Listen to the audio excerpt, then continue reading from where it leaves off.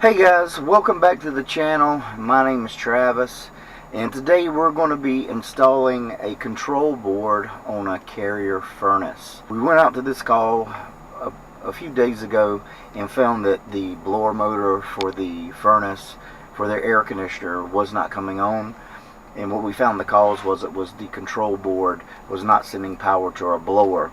Now what we did is we were able to jumper the control board so the customer could have temporary use of their blower for their air conditioner. So today we're going and replacing that board, and I'm going to show you how to do it. So I appreciate you guys for joining me on the call. It's great to see you back, and I'll see you at the customer's house and we'll get this board replaced. Alright, we're up here in the attic. Here's our unit that we're replacing. We have two little screws here. We've already took those out. So what we need to do first is take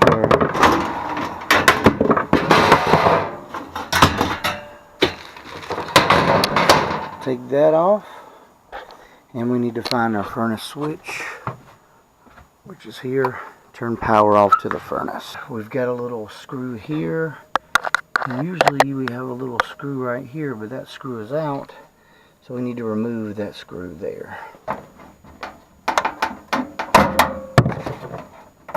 Alright, I'm going to take this little plug here off. Little plug off. And we're going to remove our thermostat wires.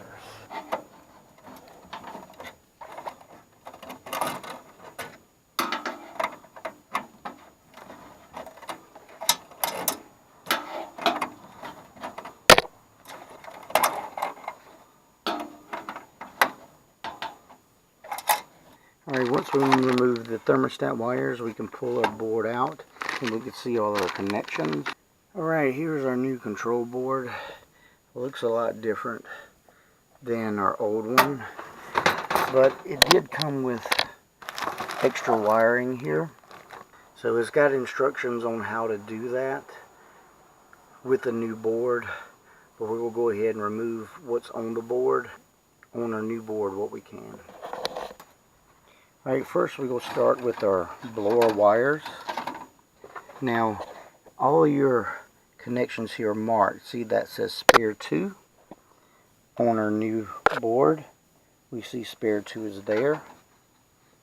So we're going to hook that into that connection.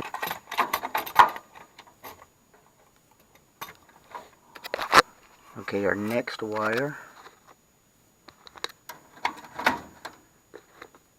is our heat wire, and now we have a heat connection here. We go hook that wire there.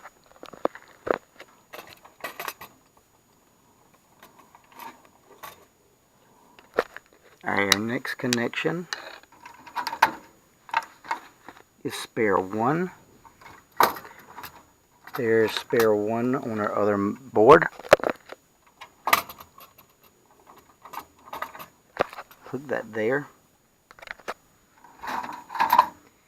And this is our cooling speed.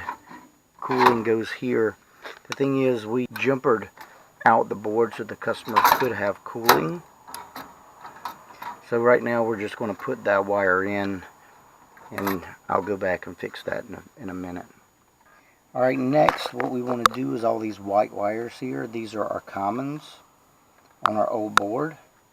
Now you have a block here on our new board for all our commons. It says neutral, but that's also common. So we go hook those in. This is our common for our blower. And we have our common leg for our blower right here. We will hook that right in. Take our other common off. And it doesn't matter which leg you hook those to, because they're all connected together. Next, you can see we have a 2-prong Molex plug right here.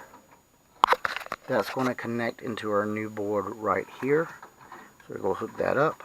Everything that we can just go ahead and hook up without adding on new wires it makes it easier to just go ahead and hook those up first. And then we've got our low voltage from our transformer.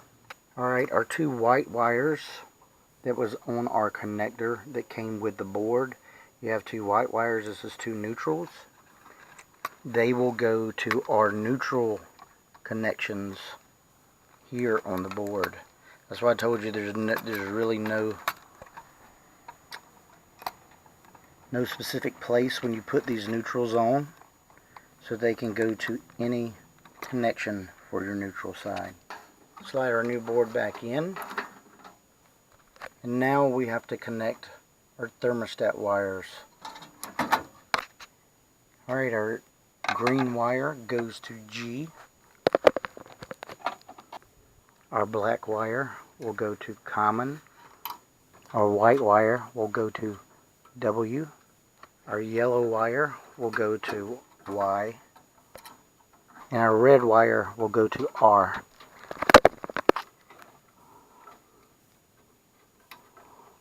Alright, essentially we've got this circuit board in. All we got to do is put in our screw to secure down the board, and let's turn it on and see if it works. Alright, I just turned power on. We can hear the blower running. So let's get out of this hot attic. Alright, we got the control board replaced. Pretty much when you replace a control board, you usually always go back with your control board from your manufacturer. And when they send a new control board, most of the time either wire up the exact same way that your old board is set up, or you have a few changes that have to be done. And in your instructions with your new control board, it will always tell you what wires go where. I've kind of done it enough that I already know where the wires go, so I didn't have to read the instructions and do all of that. See, these boards are not very hard to do. This one took me at most 15 minutes to change out this control board and get everything up and running. So it doesn't have to be something complicated.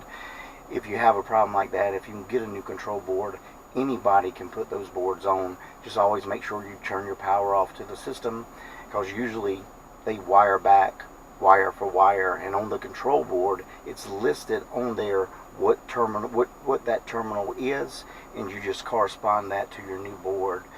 So we got this board replaced. We got this customer their AC back up and going properly the way it's supposed to be. So that's how you do a control board, and if you can do one, pretty much you can do any of them.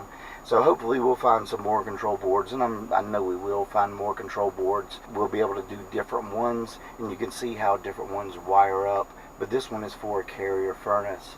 So guys, thanks for joining me on this call. Really appreciate you watching, and if you've learned anything or you like the content, please like and subscribe. It means a lot to me, and as always, I'll see you on the next service call. Bye.